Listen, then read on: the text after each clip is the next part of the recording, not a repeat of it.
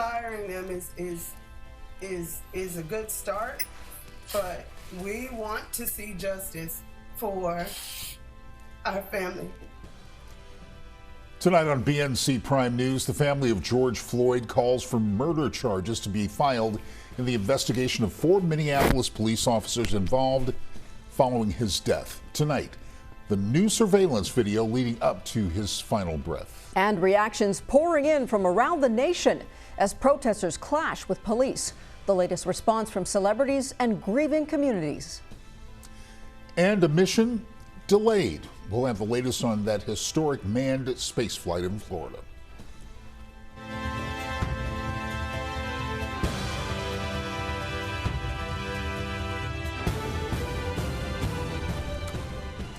Good evening, everyone, and welcome to BNC Prime News. It is Wednesday. It's May the 27th, another very busy news day. I'm Fred Hickman. And I'm Laverne McGee. Thanks so much for joining us. Tonight, the mayor of Minneapolis calling on the district attorney to charge the police officer involved in the death of George Floyd, calling for justice for his family and the black community. This comes as new surveillance footage surfaces showing a different angle of the George Floyd video from a nearby Minneapolis business. The surveillance video from a nearby restaurant shows the first contact officers had with 46-year-old Floyd. One officer escorts him out of a car handcuffed, and Floyd sits on the sidewalk. Moments later, Floyd is escorted away. The officers were responding to an alleged forgery. Police said Floyd initially resisted the arrest. This video does not show that. Floyd died after an officer kneeled on his neck for several minutes. Meanwhile, Floyd's family is speaking out. They say firing the officers is not enough. They want them charged with murder. And BNC's Venice Toussaint joins us now live in the studio with the very latest on this story. Venice, what do we know now about the officers who were involved in this? Well, Fred and Laverne, Derek Chauvin, the officer seen kneeling on George Floyd's neck, has been involved in several officer shootings in his nearly 20-year career with the Minneapolis Police Department. The attorney he's now hired is the same attorney who represented the Minneapolis police officer who was acquitted in the death of another black man, Philando Castile, 3 years ago. My stomach hurts. My neck hurts. Everything hurts. Please. Please. I can't breathe. Those were George Floyd's last words, begging for his life as a Minneapolis police officer kneeled on his neck for 8 minutes, while Floyd, who was handcuffed and visibly in pain, wailed, "I can't breathe." I can't breathe. Please, the knee in my neck.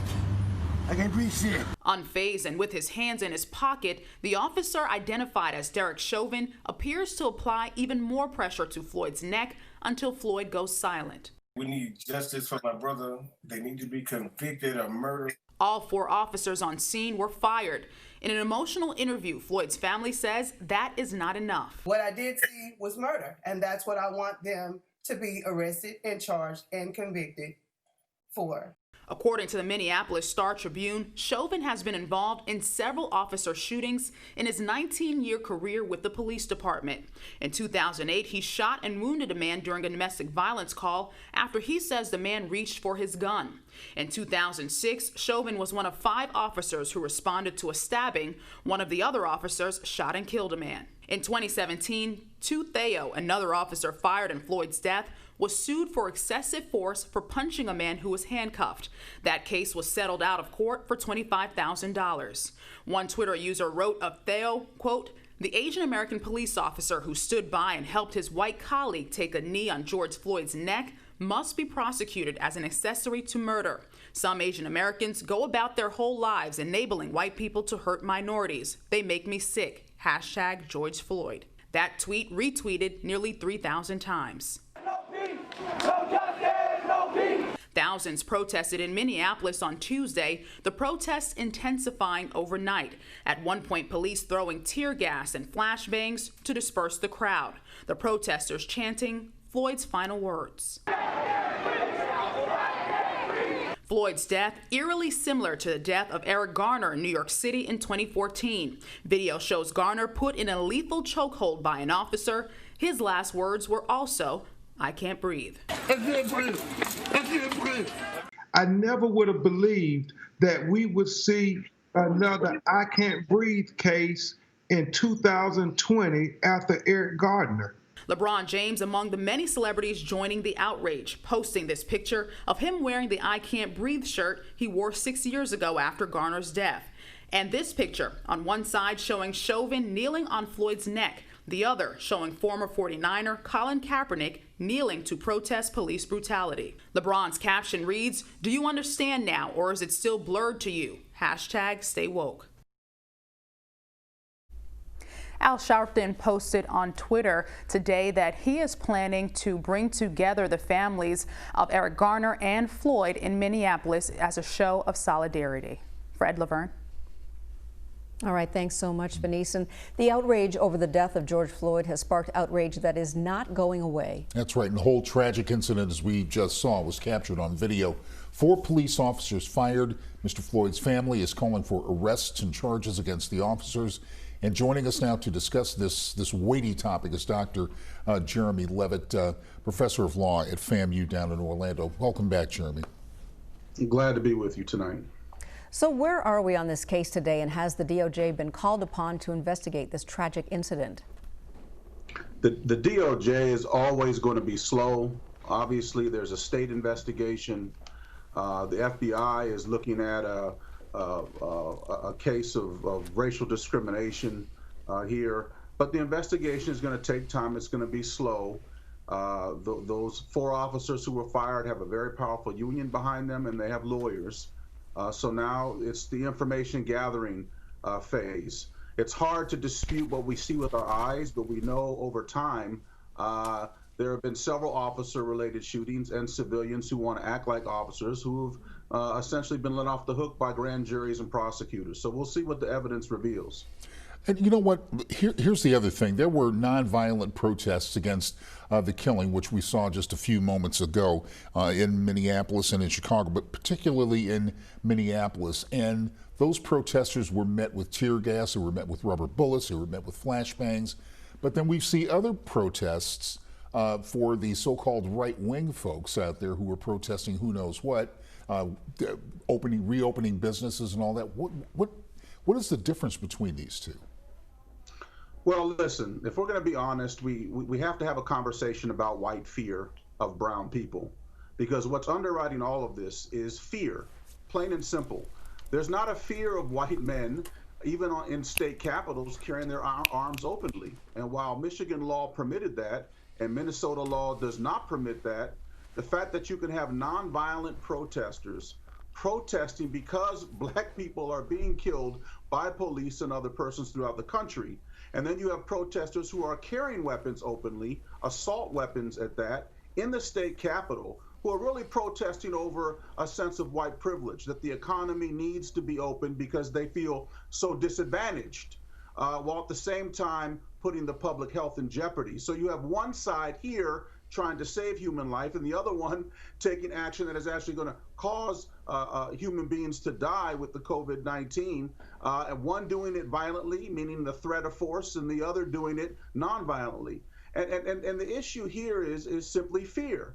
Those who enforce the peace fear brown people, and they don't fear white men who are carrying guns openly. We can go back to the Bundy Ranch case and several other cases where there was open defiance of state, local, and federal law by armed white men, and there was virtually no response to that whatsoever.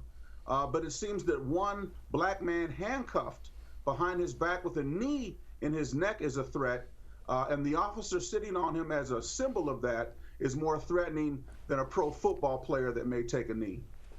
So, Jeremy, how is this similar to the civil rights movement of the 60s, where blacks were protesting about Jim Crow laws and the right to vote were met with violence during nonviolent protests?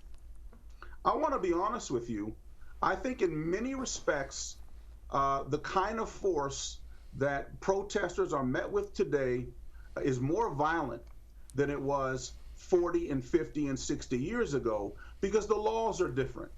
And there are supposed to be certain protections. There has been voluminous litigation, and yet we still have individuals who are members of the police department who feel so threatened that they either have to provoke or use force inappropriately. Now, this doesn't excuse protesters who protest violently, but the bottom line is that if these individuals developed a counter-protest in states where it was permissible to carry guns openly, would black protesters be met with the same level of friendship and favor that the white protesters have been met with? And the answer to that is clearly no.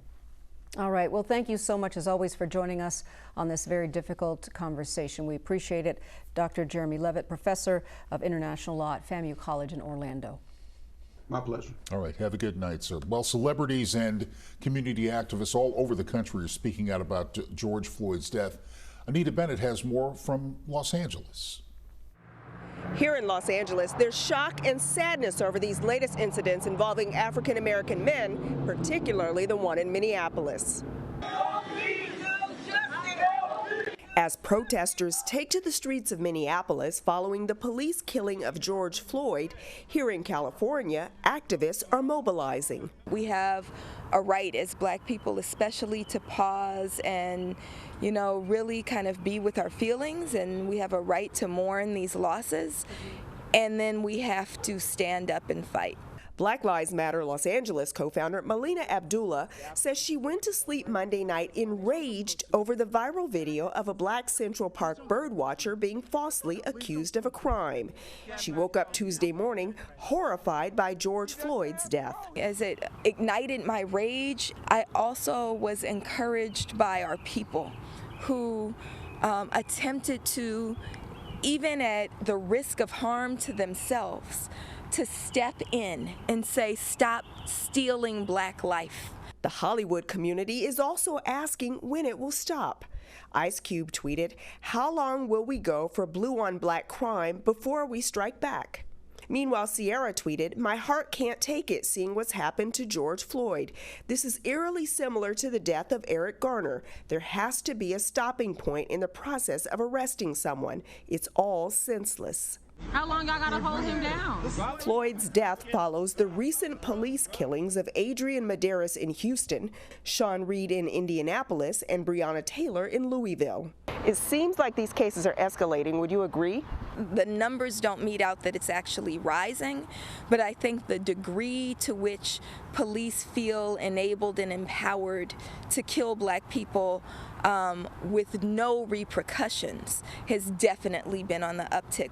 Black Lives Matter is planning more efforts to let people know these incidents will not go unchecked.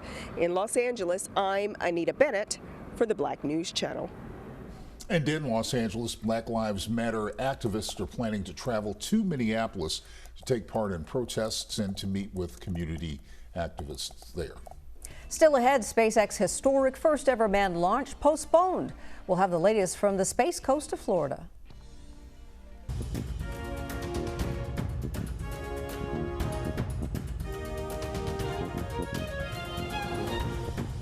Well, it happens. What was supposed to be an historic day has turned into a little bit of a disappointment. The first ever manned SpaceX flight has been postponed. It was only 60 minutes away from launch, but it had to be scrubbed.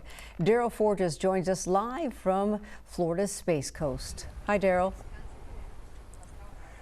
Hey, Laverne, Fred, good evening to the both of you. We were this close to making history with that historic liftoff earlier this evening, but Mother Nature had other plans. History has officially been put on hold. The first ever manned SpaceX launch has been postponed to Saturday, May 30th, due to rounds of storms sweeping through the Cape Canaveral area. President Trump, First Lady Melania, and Vice President Pence were there, hoping and bracing for takeoff. This is something the First Lady and I looked very much forward to seeing. If the launch happens this weekend, it will be the first time in almost a decade that 2 American astronauts will launch into space from U.S. soil, and the first time ever that a commercial company will carry humans into orbit. The 2 astronauts at the helm, Colonel Bob Behnken and Doug Hurley. Their destination, the International Space Station. We've longed to be a part of a test mission, a test space flight, and Doug and I are lucky enough to get that opportunity. NASA partnered with Elon Musk's privately owned company to build and design the spacecraft. And while excitement has been put on hold, it's still brewing for the big day, and the pandemic's impact is being felt. COVID did drive some changes in how we were conducting our operations and preparing for this mission. We've been tested at least twice so far, and rumor has it we might be tested again before we go. Even with the impact of COVID-19, This space team is determined to launch themselves into the history books. Where there's a will, there's a way, and there's been will to make this happen, and we're just proud to be a part of it.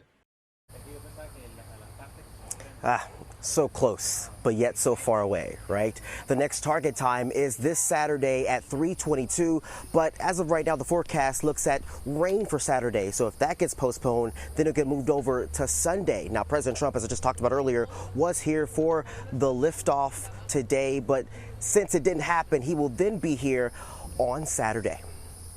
Live in Titusville, Florida, I'm Daryl Forges. Laverne, Fred, back to you. All right, thanks so much, Daryl. Yep, it would have been a great day, but that's okay. I'm sure this weekend it's going to go off without a hitch. Well, let's see. They got to fly 19 hours and then dock with a space station that's going 17,000 miles per hour. You might want to get that right. Exactly. All right, so still ahead tonight, a COVID-19 story. The cases are reaching a record high today, a milestone we did not want to reach. Why? The coronavirus is highlighting the need to diversify the world of healthcare.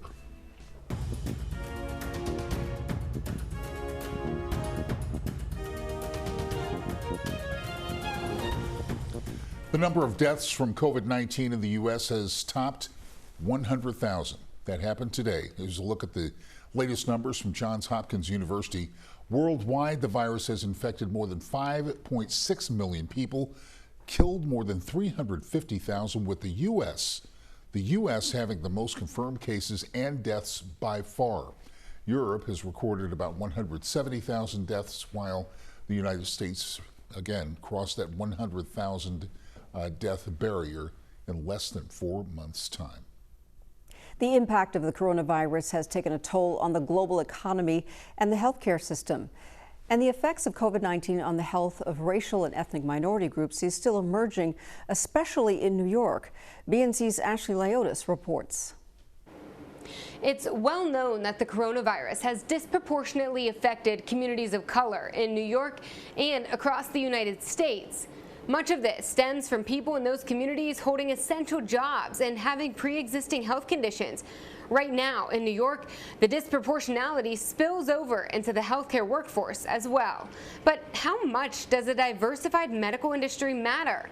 Perhaps more so than you might think. I think diversifying the healthcare workforce is a really important mid to long-term strategy for addressing health equity. There have even been studies done that prove the connection between patient and physician matter greatly. There are some studies that show that if you can essentially have patients go to providers who are racially concordant with them, that they are often not only more likely to go to those providers, but more likely to trust those providers and to seek certain preventive services. If you have cancer and you have to go see an oncologist, you're going to feel more comfortable seeing an oncologist that looks like you and understands your culture and understands your cultural biases. Increasing diversity in the healthcare workforce is something Joe Wiederhorn and the Associated Medical Schools of New York focus on.